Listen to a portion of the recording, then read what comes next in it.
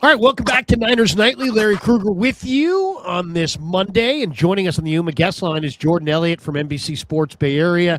Fantastic football analyst, and he's with us on the Yuma guest line to chop it up and talk off season and talk a little bit about the weekend that was in the NFL. Jordan, how are you?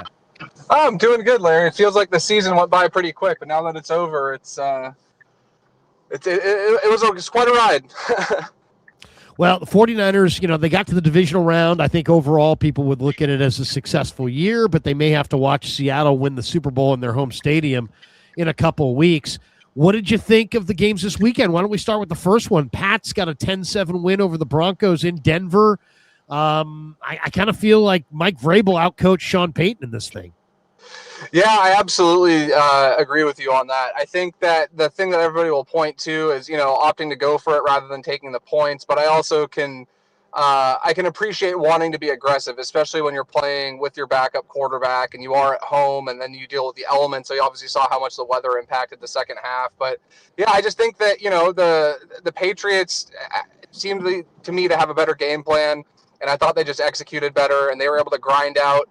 It was an ugly game by a lot of measures, but I believe that those are just the kind of games you have to win when you do want to get to a Super Bowl, and I think that they did everything they needed to, and were able to hang on.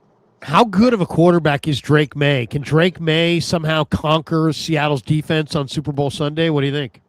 I think that he is the kind of quarterback where he's making so many of these throws that no matter how good your defensive calls are, no matter how good this coverage is, like, he has the arm talent and he just has that kind of it factor where he is a guy that I wouldn't doubt, and I wouldn't go into this feeling overly confident if I was Mike Macdonald in that Seattle defense, which is tremendous, by the way. In my opinion, top to bottom, best defense and best defensive play caller in the league.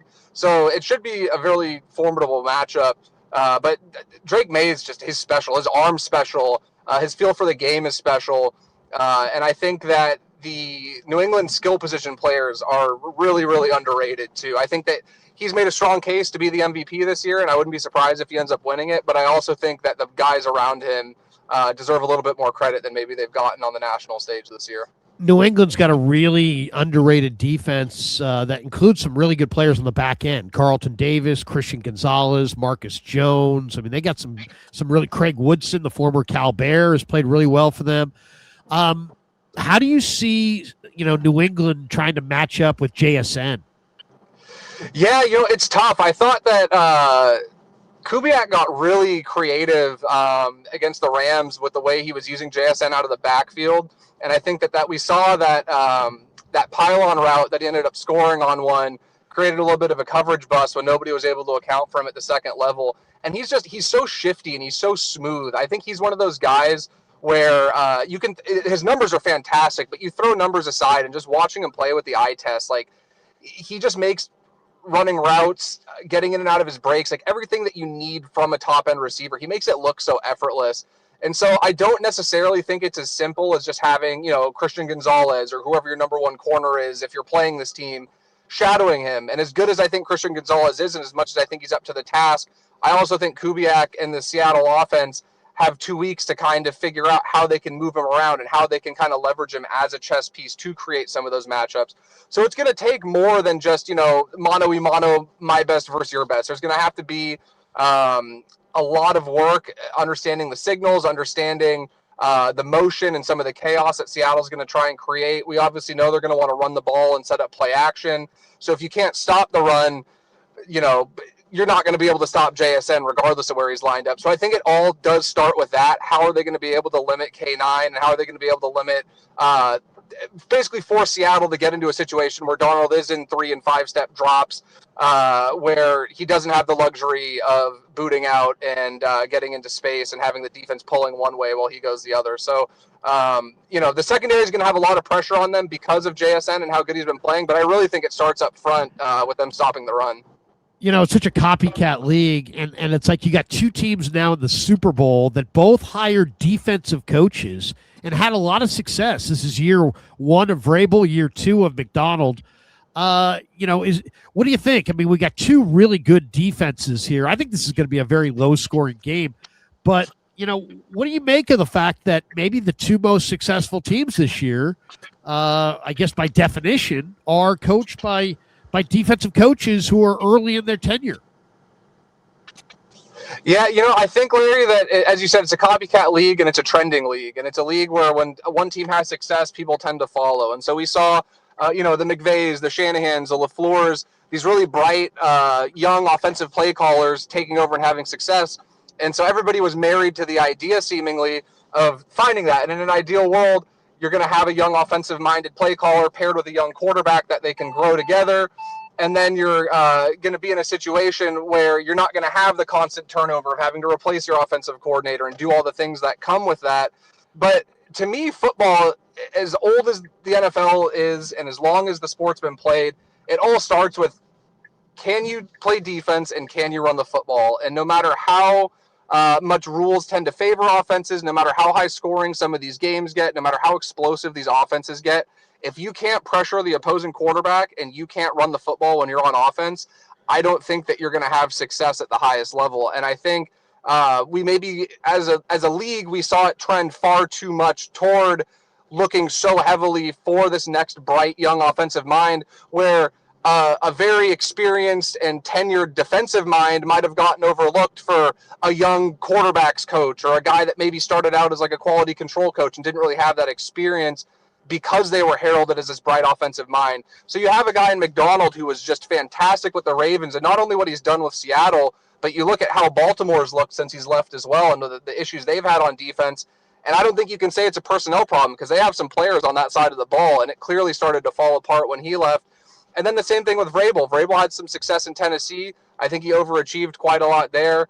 But when you're able to just be fundamentally sound and you really hone in on the basics, I think you'll be able to have that success. So I think we might get back to a point where people start to appreciate those defensive minds, and what might not be that slam dunk, next up and coming, it might not be the next Kyle Shanahan or the next Andy Reid, but when you're winning football games the way these two teams are, I don't think it really matters. Like, that's the most important thing at the end of the day, and they've both gotten to where they are because of it. Jordan Elliott with us on the Yuma guest line. It's interesting, so much of the conversations around football, hey, what do you got to do to win? You got to run the ball. You got to stop the run. And then when you get really dig deeper, it's like, well, it's important that you're really efficient running the ball.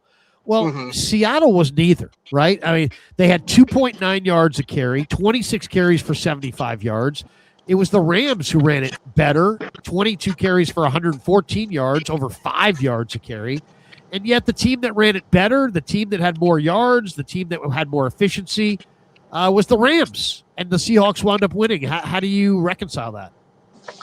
I think it really just came down to the fact that JSN to me was the biggest difference maker. The Rams just didn't have an answer for him, and it seemed like every time there was a big third down or there was a drive where they needed to answer or they needed a big play, he was there to do it. And I think the biggest one was when Seattle answered on that drive in the first half, when the Rams were on that 12-play, 87-yard drive, took the lead. You could feel there was a big momentum shift, that the energy and just the way that stadium was rocking, like there was a little bit of hesitancy, and it was like, okay, like, we got ourselves a game here. And I think that drive was so critical, the way that Darnold and JSN were able to get the ball down the field and ultimately score on that drive. I think it was an answer that was very much needed, because I feel like if they didn't get points on that drive, we could have seen a very different outcome in that game. So I think that the Rams had a good game plan. I think that they did what they needed to do on early downs. They just weren't able to generate the kind of pressure that would lead to, Sam Darnold, I think, is a very good quarterback. I think his arm is up there with just about anybody's. I think that he's a guy that can make every throw you need, but at a certain point, he's going to implode, right? Like, he's going to be a guy that's going to make a mistake. He's going to fumble. He's going to take a sack he shouldn't.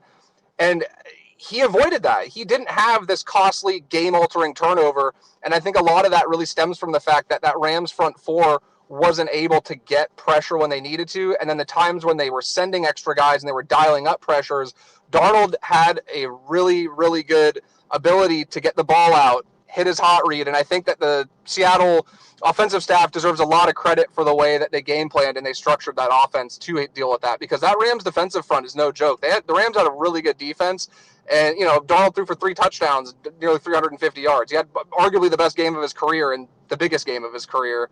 And I think he deserves a lot of credit for that. It was weird watching it because it seemed, Darnold's got the rib cage thing, the oblique, and yet maybe it was by design, but it seemed like they rolled him out to the left side and had him throwing, kind of twisting and throwing across his body multiple times in this game.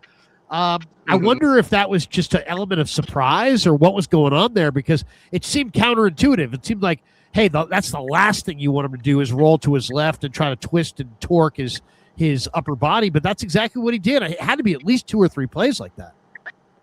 Yeah, absolutely. And he was putting some of those balls. He was throwing some rockets when he was doing that too. Maybe he got a really good shot of Toradol before the game. I know there was a couple shots on the broadcast where you could see him kind of wincing after he was making throws like that. But it could have just been one of those instances where, it's a big game. And it's one of those things where you just kind of have to grit through the pain. I would be stunned if it was a situation where he was pain-free as he was doing it. And again, I think that's where he deserves a lot of credit for, the warrior mentality he showed, especially for a guy that's earned whatever labels he has throughout his career. Some of it maybe deserved, some not. And he stepped up when he needed to. But yeah, I agree. I think it's one of those things that probably caught the Rams a bit off guard, especially because, in that game against the 49ers, despite the heavy scoreline, like there were times where you could clearly see that oblique injury was causing problems for him. And that was just 8 days prior. So, like I said, it wouldn't surprise me at all if it was a real, real good shot of Toradol before the game. Maybe that's what did the trick. Darnold's an interesting guy. He's got a big arm. He I wouldn't say he plays on time. Sometimes he's a little slow to recognize things, but he's got the arm strength to kind of zip it in there, even if he sees it later. He doesn't throw with anticipation like Purdy does, but he's got such great arm talent that he can compensate. All right, let's talk about the Niners. 3 games they played this year against Seattle. The 49er offense that had a lot of stars on it, some future Hall of Famers, averaged 8.7 points per game. How are the 49ers? I mean, the Niners have issues on defense, but the 49ers, and it was perfectly clear what they were. But, man, do they have more issues on offense? How do you see the Niner offense transitioning to next season?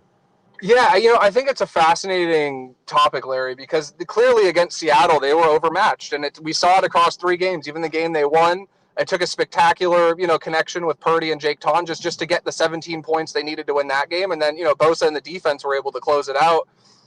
It's fascinating to me, though, because when you look at the 49ers offense this year and you consider the fact that, you had 2 different quarterbacks effectively splitting the starts in half. You were missing Kittle for huge chunks of time. Ayuk didn't play at all. Pearsall missed a ton of games. There was so much turnover, and you're bringing in guys like Kendrick Bourne, and, Jake Tonjes is having a heavily elevated role. McCaffrey was fantastic, but, clearly he had such a high touch volume. There wasn't really anybody to spell him. The Niners offense, for all of that, turnover, still was a top 10 unit in both scoring and yardage. They were the number 1 offense on 3rd down in the whole league at, I think it was 49% they finished the year on 3rd down conversions. And they were top 5 in red zone efficiency too. So I'm a little torn because I agree with you. The eye test tells me hey, there needs to be changes, especially when we talk about playing Seattle. And I think, to me, Larry, the biggest problem when they're playing Seattle is McDonald does such a good job in the shell that he's rolling out there, where he is forcing you to take the check down over and over again and grind out an 11, 12, 13 play drive. They do such a good job of taking away those deep explosive passes. And I think one area where Brock Purdy doesn't get enough credit is how much he has elevated the 49ers offense from the quarterbacks we saw under Shanahan before him in terms of getting those explosive plays and hitting those intermediate throws 15, 20 yards downfield. And I think they're just so much harder to come by against the Seahawks defense, where it's just really going to need to be, first off, a mentality shift where you understand that you're going to just have to beat this team in different ways. And I just think they really need to get faster, Larry. I think that was the biggest thing to me, is that for all the all-pro talent they have, a lot of these guys are old. And the 49ers have the oldest average age on offense. If you take all 11 starters and you average out the age, I believe it's just a shade under 30. It's 29 point something. And it's far and away the oldest offense by average in the NFL. And I think we're just reaching a period where you just have to get younger and you have to get faster. And then, so when you get to that point, if you take that mentality shift and you get those younger players and you get up and you're a little bit faster, I think you'll be able to stretch that defense out horizontally a little bit more. And I think it gives Kyle Shanahan and that offensive staff a little bit more room to create some opportunities after the catch and to scheme ways to get the ball out quickly near the line of scrimmage and maybe take advantage of some of those holes that are there, because I just don't think you're going to consistently be able to take shots downfield against that defense. And it felt like that's what the 49ers attempted to do in the latter couple games, even in the first game as well, and it didn't work. And so I think you just need to go back to the drawing board and you need to get younger and faster. Purdy, a couple last ones with Jordan Elliott before we say goodbye. Purdy, I thought, if there's anything we discovered this year, I think that Brock Purdy is good enough. He's good enough. Now the Niners have to build around him. Steve Young went on KMBR last week, and he said the Niners need to bolster the interior of their offensive line and add some more dynamic offensive threats beyond CMC. Of course, he's right, but what do you view as the priority between the two? I think it's really tough, Larry. I think that right now I would lean more towards a dynamic skill position player, because I think that we've seen in the years past that the 49ers have been able to achieve great success with maybe an average to slightly above average interior offensive line. But I don't think you'll get that same success if you don't have guys that can win against these elite defenses. And I think we saw that happen in that game against Seattle and in some of those big games down the stretch where it's not the same when you don't have a Brandon Ayuk to go win one-on-one on an island against a true number one corner, when you don't have a healthy George Kittle to create mismatches and win over the middle against linebackers and safeties. And I think that the Niners are just at a point where, the main issue with Pearsall is health, but I think Ricky Pearsall has shown that he's a guy that can be a dynamic playmaker for them and can be a guy that can step up. It's just a matter of if he can stay healthy. And so I think the priority going into this really needs to be, can they add a dynamic receiver, whether it's through free agency, maybe they can swing a trade for somebody, or if there's a guy they really like towards the end of the first round in the draft. I think that's the number one priority, is finding a way. It's pretty evident that Brandon Ayuk is going to be gone. I know John Lynch said he's effectively played his last snap for the team. They need to find a way to replace him because his absence was felt in a major way this season. I'm appalled, honestly, that they had the amount of success they did offensively with all the guys they were missing, but it was so glaring that they just missed a true number one target. And I would say that's the biggest priority between the two. Two quick hitters. Albert Breer says the Niners should trade Mac Jones to Minnesota in a trade involving Jordan Addison, who's had success on the field and some problems off the field. Is that a fair trade? Do you want more? Would you like to bring in Addison? Do you think he would fit? Yeah, I think it's really tough, Larry, because I think it's a situation where it's like we've seen how good Mac Jones can be, and we know that if Brock Purdy's out, Mac Jones can step in and win football games. So I don't want to devalue what a good backup quarterback brings to the table. But I also think that Jordan Addison's an incredible player, and I think he is the kind of guy that could be a number one wide receiver in Shanahan's offense. What he did at Pittsburgh and USC in college speaks for itself, and I think since he's been in the league, although he's on a team with Justin Jefferson, maybe he's been a little bit overshadowed, he's a phenomenal football player. So if we're talking straight up one-for-one trade, I think it makes sense for both sides, and I think that would be fair value. I just think it's a matter of how comfortable are you with the 49ers in – do you go into next season with Adrian Martinez as the backup, or is there a guy that you can kind of bring in? Do you go for a Zach Wilson type where you're like, okay, this is going to be another reclamation project for us? I think you would need to have that fallback because I think Mac Jones as a backup brings so much value. But I do think player for player and for what the 49ers need, it would be a fair trade if they did it. Yeah, I like that as well. Last one. I'm okay with Gus Bradley. It sounds like Shanahan and Lynch are probably leaning towards Gus Bradley. There's a lot of Niner fans who are pushing back very aggressively, and they want Jim Schwartz. They want Raheem Morris. They would rather have – heck, I've heard people say hire K.J. Wright. Now there's speculation Robert Saleh may wind up taking K.J. Wright to Tennessee. What do you think? Is Gus Bradley a good option? Is he not a good option? Are you satisfied if they go with Bradley? Should they make him the second choice and go for somebody else? How do you see DC? Yeah, I think it makes sense. I think there's a reason Gus Bradley was there this past season, and I'm sure the 49ers went into last season knowing that there was a good chance that Robert Saleh's stay would be very short, as it ended up being. I personally don't have a problem with going with Gus Bradley because I think these coaches are evolving every single year. And I think that so many people that from the pushback I've seen is oh, well, it's an outdated scheme that's been figured out and the league has it all figured out. To me, that scheme that the Seahawks had so much success with in the Legion of Boom years, I don't think it's necessarily been figured out. I just don't think that there's been a defensive unit as talented as that. And so I think that's where there's a little bit of a disparity, where I think a lot of the same principles and a lot of the same philosophies that Bradley I would assume would apply to this 49ers team, I think it could work. I just think it's a lot different when you have Earl Thomas on the back end compared to, Malik Mustafa or Marquez Siegel. And so I think that there would be an adjustment. And I think that Gus Bradley's been around long enough that he is the kind of guy that could adapt to what they need. I think Jim Schwartz would be a fantastic hire as well, just for the simple fact that whenever the 49ers play the Browns, that Shanahan wouldn't have to match up with him, because whenever that happens, it's a nightmare. That's probably, I would say, Kyle Shanahan's biggest kryptonite in this league is playing a Jim Schwartz defense. So I'm sure he has the utmost respect for him, and getting him in the building would be something that I think would pair well. I think that the mentality he has with his defensive fronts would pair very, very well with Chris Kocurek and with what they want from the D-line. So I think that would be a great hire. I just wouldn't rush to panic if it is Gus Bradley. And I think Gus Bradley is a guy that is very highly respected in league circles and has a lot of respect in that locker room. Again, I just think that there's a lot of pushback because people feel that maybe he wouldn't bring the fresh new ideas that maybe a young up-and-coming hire would bring. And I would push back on that and say the best coaches that have been around and are lifers in this league know how to make adjustments, and I feel Gus Bradley is one of them. Yeah, I agree. Hey, Jordan, thanks for jumping on. If you're Jed York and you're listening to this, you're driving around, give Jed York some advice. How long of a rope should Lynch and Shanahan have as a regime? They're both right there at the top of their field. It's not like they wouldn't get other jobs if Jed decided to pull the plug, but they're also working on a 10-year deal this upcoming year. How much longer do you go with the regime? I'll be honest, Larry, it would take a couple seasons of them missing the playoffs entirely for me to be out. I just think that it's too hard to build the continuity from top to bottom at an organizational level that they've been able to build, and the success that they've had with so many different moving parts and just different rosters. And I think it would take a couple catastrophic seasons for me to feel like they are on the hot seat. I think that their job should be very secure, and I think that the future of the 49ers is bright as long as they're steering the ship. Yeah, no, I'm totally with you. Hey, man, thanks for jumping on KMBR. We appreciate you. Always love chopping it up. We'll do it a lot this offseason. Thanks for coming on. Thanks, Larry. I really appreciate it.